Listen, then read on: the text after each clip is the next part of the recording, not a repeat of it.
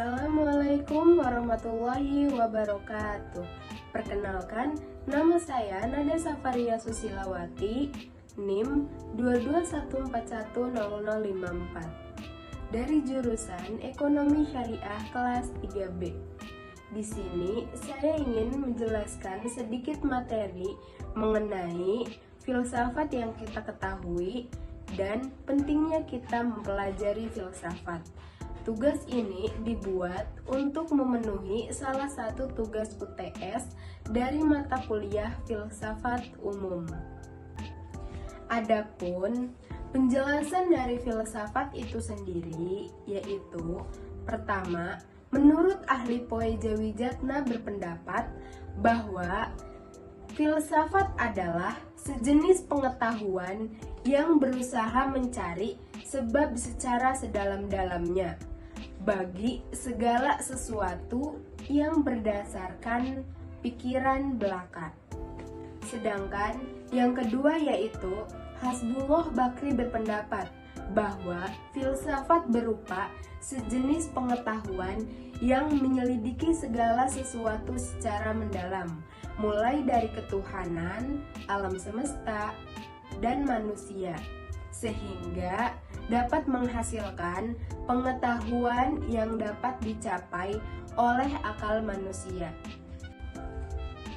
Baik, dari penjelasan di atas, kita dapat menyimpulkan bahwa filsafat adalah sebuah ilmu yang berusaha mencari sebab secara mendalam, berdasarkan pemikiran dan akal manusia. Adapun pentingnya kita untuk mempelajari filsafat yaitu, filsafat itu sifatnya terbuka, dan dengan adanya filsafat kita akan dilatih menjadi manusia yang utuh. Kita dapat melihat masalah-masalah dari berbagai sisi. Filsafat juga mengajarkan kita untuk bisa berpikir secara kreatif, kritis, dan independen.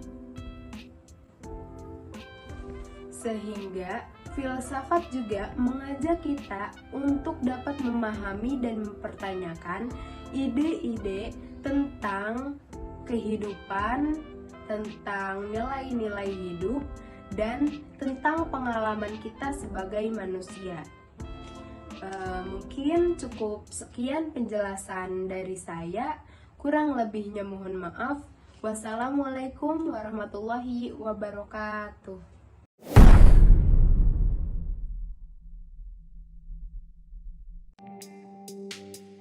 Suatu konsepsi tentang kehidupan dan dunia yang kita sebut filosofis dihasilkan oleh dua faktor. Pertama, konsepsi-konsepsi religius, dan yang kedua semacam penelitian yang biasa disebut ilmiah. Kedua faktor inilah yang sampai batas-batas tertentu mencirikan filsafat itu sendiri.